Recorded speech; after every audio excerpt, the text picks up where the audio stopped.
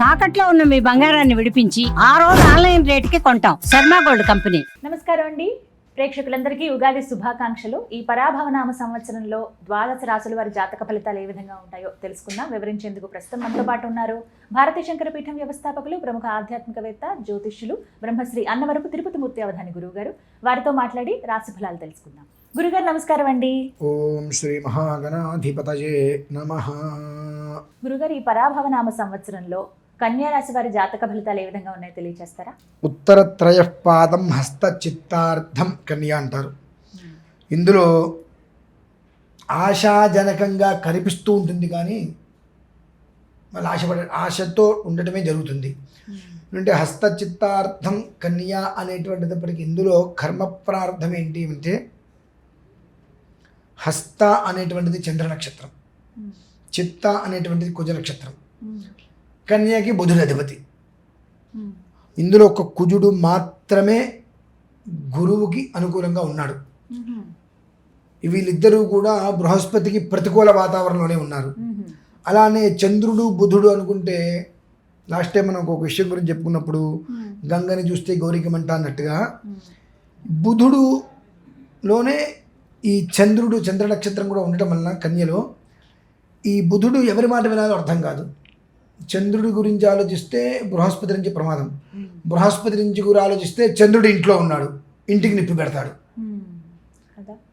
అందుకని వీళ్ళు పాపం ఇంట బయట కూడా ఒక రకంగా ఎవరికి ఏం చెప్పుకోలేక మానసికంగా ఇబ్బందులు పడతారు.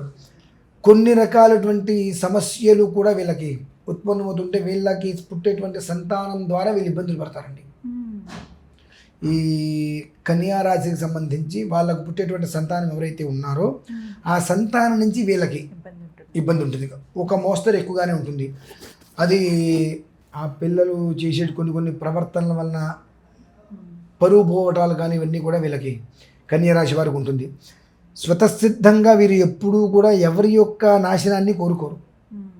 కన్యా రాశిలో గొప్పతనం అది. నేను బాగుంటే చాలు, నువ్వు ఎలా అయినా ఉండు, నువ్వు నాశనం అయిపోని చెప్పరు. నువ్వు ఎలా అయినా ఉండు, నేను బాగుంటే చాలు, నిన్ను నేను నమ్మా కదా, నువ్వు నువ్వు 100 రూపాయలు సంపాదించు, నాకు ఒక 70 రూపాయలు ఇవ్వు, 30 రూపాయలు ఇద్దరు సరసగా తీసుకుందాం. వాళ్ళు చెప్పే మాటలు చాలా తీయగా నవ్వుతూ ఉంటాయి కాబట్టి అవతల వ్యక్తి కూడా దానికి సిద్ధపడతాడు. అలాగే ఏదైనా విషయం వస్తే వీళ్ళు కాపాడతారు, మళ్ళీ తోడుంటారు, అన్నిట్లకి ఇదమిద్దంగా ఉంటుంటుంది.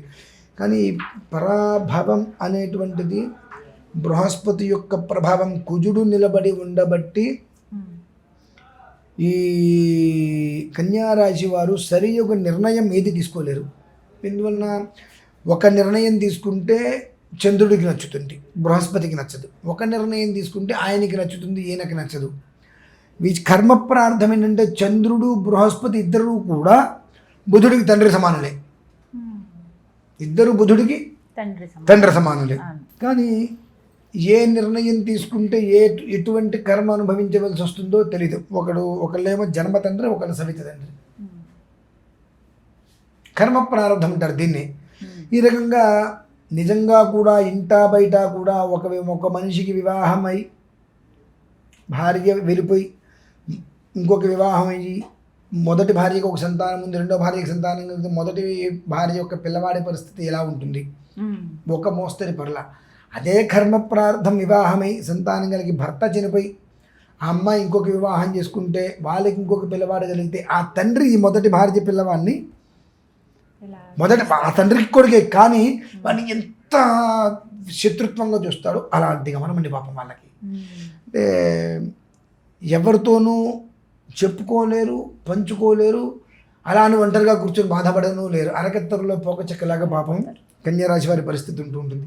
కర్మ ప్రారంభం అంటారు, కొన్ని అలా వచ్చేస్తాయి, మనం ఏం చేయక్కర్లా. వచ్చేసిన దాన్ని అయితే తలకాయించుకొని అనుభవించడం, లేదా అనుభవించలేకపోతే దాని నుంచి బయటపడాలి. ఒక రోజు 2 రోజులు కాదు కదండి అయిపోయింది అనుకోవడానికి. సంవత్సరాంతం దీని ప్రభావం ఉంటూ ఉంటుంది. కనుక సంవత్సరాంతం మనం దాన్ని ఓర్చుకోగలమా? కంటికి మంటికి నీరుతో అనుభవిస్తామా? కాదు. కాబట్టి మంది కన్యారాశి కదా, ఓకే బాగానే ఉంది.